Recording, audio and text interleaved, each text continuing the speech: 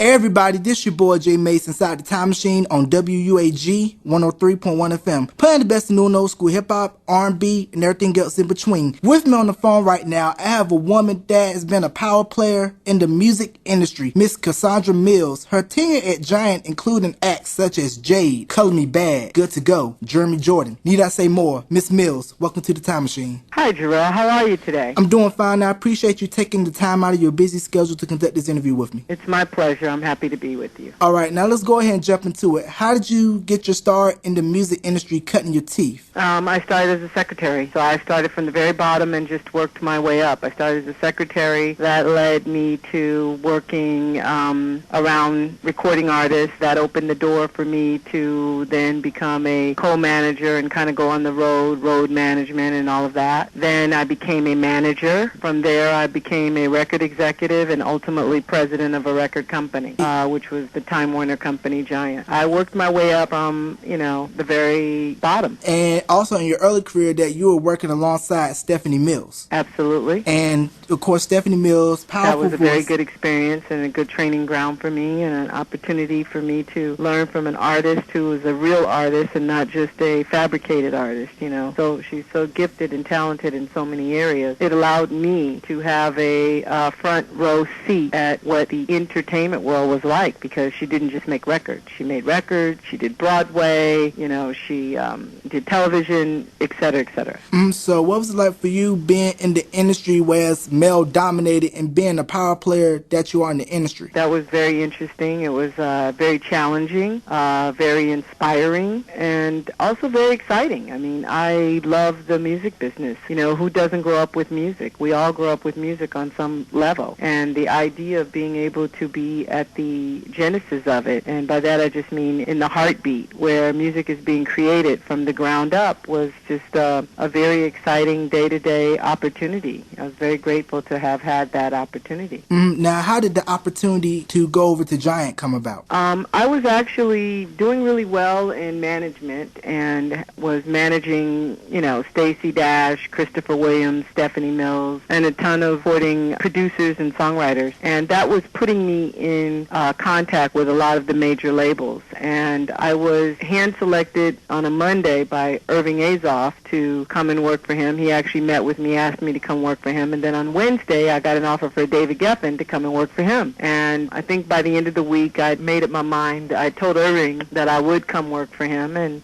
it just kind of went from there. But I was being exposed to the various labels because I was representing I had my own entertainment company, and I was representing different artists and different music producers and songwriters, so I was interfacing with all the different labels because of the clients that I had on my roster at the time. And that's definitely big right there, to basically get a call from David Geffen of Geffen Records and Irving Azoff, who I believe was head of MCA at that time, correct? He was no longer head of MCA. He had been the chairman of MCA Records, you're right, prior to going over to Time Warner to start Giant Records, which is the label that he recruited me to come over with and work with him at. But prior to that, yes, you're right. He was the chairman of MCA Records and responsible for the careers of people like Jarrell Busby and Lil Silas and Ernie Singleton, et cetera, et cetera. I believe that Jarrell was probably one of the first appointed president of a record label. That was definitely an important and unique appointment at the time, and it opened the door for other labels to look at that. And they did so well at MCA. At the time, MCA, that was the hot place to be if you were an R&B act. They had everybody from New Edition to Patti LaBelle, the Pebbles,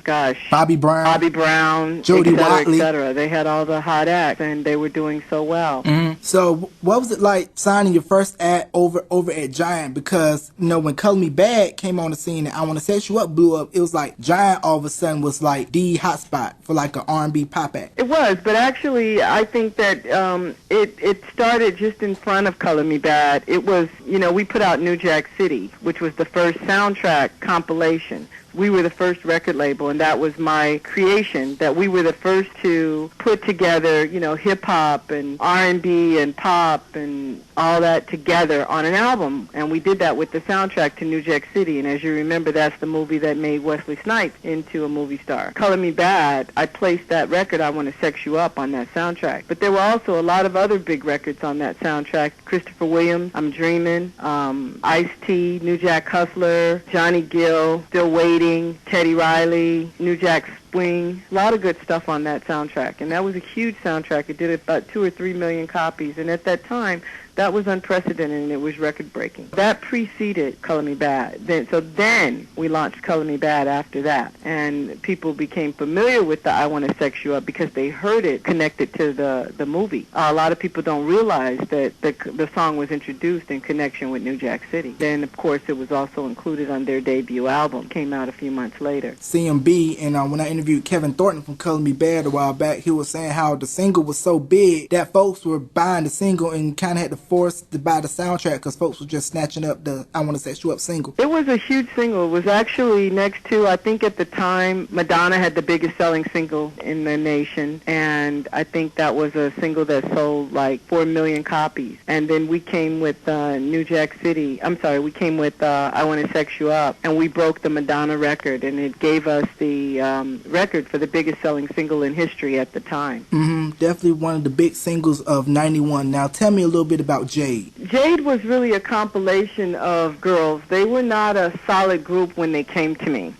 Producer came to me wanting to have me sign a group, the Sal Benford. And actually, he started out, he had Tanya. He wanted me to sign Tanya as a solo artist. And I told him that I liked Tanya, but I didn't like her by herself. I thought that she would be like great as part of a group. And that kind of put us in the mindset of creating and auditioning a girl group. And that girl group that we set out to collaborate on was named Jade. So we went through a few auditions. I think Joy knew Di. So once we found Joy, then she knew about this girl Di, and then we had Di come in and audition, and we liked her, and consequently at the end of the day, that was how we put the group together. And then of course Jade blew up, Don't Walk Away, crossover hit, I Just Want to Love You from Class Act, crossover hit. And surprisingly, Don't Walk Away was on the episode of MMC back when Justin and Brittany and Christina were on. And it just goes to show how that period, it was like a lot of pop people were listening to what was going on in the urban radio. Not just that, I think I did the first soundtrack to a television series ever, and that soundtrack was created for Beverly Hills 90210, which was a huge TV show at the time. And Jade was included on that soundtrack, and so was Jeremy Jordan. That opened the door for me to pitch to the producers of the television series at the time to have the Peach Pit, which they're even still using on the new version of 90210, to create the Peach Pit as a hangout place for the students so that we'd have an opportunity and a way to mix and to merge music more into the show and bring artists on to perform, and we did all of that.